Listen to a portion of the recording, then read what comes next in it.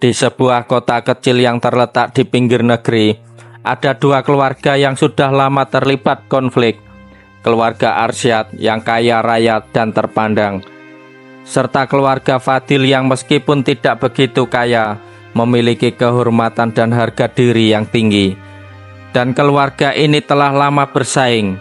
Bahkan kedua kepala keluarga pernah terlibat dalam perselisihan yang membuat mereka saling membenci. Namun takdir berkata lain. Ria, putri sulung keluarga Arsyad yang cantik dan penuh kelembutan, bertemu dengan Aiman, putra kedua keluarga Fadil yang sederhana tetapi cerdas dan berhati mulia. Mereka bertemu pertama kali di sebuah acara pesta pernikahan kerabat dekat, tanpa menyadari bahwa mereka berasal dari dua dunia yang sangat berbeda. Saat itu Aiman sedang berdiri di sudut ruangan, tampak tidak nyaman di tengah keramaian. Ria yang merasa kesepian karena dikelilingi banyak orang yang hanya berinteraksi dengan wajah formal, tertarik melihat Aiman yang tampak tenang dan penuh pemikiran. Ria merasa ada sesuatu yang berbeda pada Aiman, sesuatu yang tidak bisa ia temukan pada para pemuda yang selalu mengejarnya. "Apakah kamu juga merasakan seperti aku?" tanya Ria dengan lembut. Mendekati Arman. Di tengah pesta itu, semua terasa begitu kosong. Aiman terkejut, tapi melihat Ria yang tersenyum, hatinya merasa lebih tenang. Mungkin kita berdua hanya mencari sesuatu yang lebih nyata daripada keramaian. Sejak saat itu mereka mulai sering bertemu. Tanpa banyak bicara tentang status keluarga mereka, cinta mereka tumbuh dalam diam, seperti bunga yang mekar di malam hari, hanya untuk mereka berdua. Hari demi hari, Ria dan Aiman semakin dekat. Mereka saling berbagi impian, kesedihan, dan tawa. Ria merasa nyaman dengan Aiman yang selalu bisa membuatnya merasa diterima apa adanya. Begitu juga Aiman yang jatuh hati pada Ria, bukan karena kekayaan atau status sosialnya, tetapi karena kelembutan dan ketulusan hatinya. Ia tahu Ria adalah sosok yang langka, seorang wanita yang tidak terjebak dalam dunia gemerlap yang diciptakan oleh keluarganya. Namun cinta mereka bukanlah sesuatu yang mudah.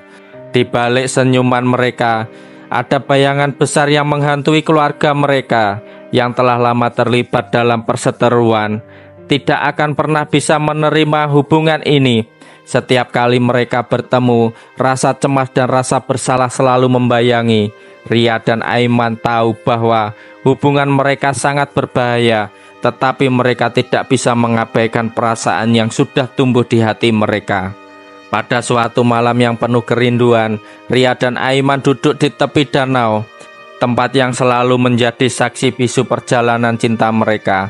Udara malam itu terasa lebih dingin, namun hati mereka tetap hangat oleh perasaan satu sama lain. "Ria," Aiman memulai dengan suara yang gemetar, "aku tidak bisa lagi berpura-pura.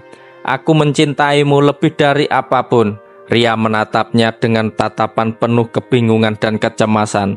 "Aiman, kamu tahu kita tidak bisa bersama," jawabnya dengan suara hampir tak terdengar, penuh rasa takut yang tersimpan di dalam hatinya. Aiman menggenggam tangan Ria, matanya penuh dengan tekad. "Aku tahu, Ria. Tapi apakah kita harus mengabaikan perasaan kita hanya karena mereka tidak akan pernah setuju?" Ria menundukkan kepala, mencoba menahan air mata yang mulai mengenang. "Aku ingin bersamamu, Aiman. Aku ingin melawan dunia ini, tapi aku tidak bisa. Keluargaku, mereka akan menghancurkan kita." Aiman menarik nafas dalam-dalam, kemudian membelai lembut pipi Ria. "Cinta kita lebih kuat dari semua itu. Aku yakin jika kita bersama, kita bisa menghadapi apapun." Namun di balik kata-kata indah itu, Ria tahu satu hal yang tidak bisa dipungkiri. Keluarga mereka sudah terperangkap dalam kebencian yang turun-temurun. Ayahnya yang begitu bangga dengan kedudukan keluarganya tidak akan pernah menerima Aiman. Dan begitu pula dengan keluarga Aiman yang akan sangat kecewa jika tahu anak mereka jatuh cinta pada putri keluarga musuhnya. Saat Ria menatap Aiman, matanya dipenuhi oleh kecemasan yang tak terungkapkan. Aku tidak ingin membuat mereka kecewa. Aku tidak bisa melawan mereka, Aiman. Mereka berdua terdiam dalam keheningan yang berat. Hanya terdengar gemericik air dan angin malam yang berbisik di antara mereka. Aiman tahu bahwa hatinya sedang hancur, tetapi ia tidak ingin menunjukkan kelemahan di hadapan Ria. Kamu tidak bisa memilih antara keluarga dan aku, Ria. Kamu bisa memilih kebahagiaanmu sendiri. Ria menatapnya dengan hati yang pedih. Tapi kebahagiaanku terikat dengan keluarga. Aku tidak bisa mengorbankan mereka demi kita. Beberapa hari kemudian, Ria diberitahu oleh orang tuanya bahwa ia akan dijodohkan dengan seorang pria dari keluarga yang kaya, yang lebih dapat diterima oleh kedua keluarga. Pernikahan itu diatur bukan hanya untuk kepentingan keluarga Arsyad, tetapi juga untuk mengakhiri perseteruan lama dengan keluarga Fadil. Ria merasa seolah dunia runtuh di hadapannya. Ayahnya dengan tegas menyatakan bahwa ini adalah keputusan yang tak bisa diganggu-gugat. Ini untuk kepentingan keluarga Ria, kata ayahnya dengan suara keras. Kamu harus menjalani pernikahan ini demi kehormatan keluarga. Ria ingin berteriak, ingin melawan, tetapi kata-kata itu tertahan di dalam hatinya. Dia merasa seperti sedang terkunci dalam sebuah kandang yang tak bisa ia buka. Namun rasa cintanya kepada Aiman tak pernah padam. Pada malam yang penuh keputusasaan, Ria memutuskan untuk menemui Aiman sekali lagi. Mereka bertemu di tempat yang sama, di tepi danau yang kini terasa lebih dingin daripada sebelumnya. Aiman, Ria menangis tanpa bisa menahan air mata. Aku tidak bisa melawan keluarga. Mereka memaksaku untuk menikah dengan orang lain. Aku tidak bisa bersama kamu. Aiman menatap Ria dengan mata yang hampir tidak bisa mempercayai kenyataan itu. Jadi ini akhirnya menjadi kenyataan, Ria. Kamu memilih mereka daripada aku, tanya Aiman dengan suara pecah, penuh luka yang dalam.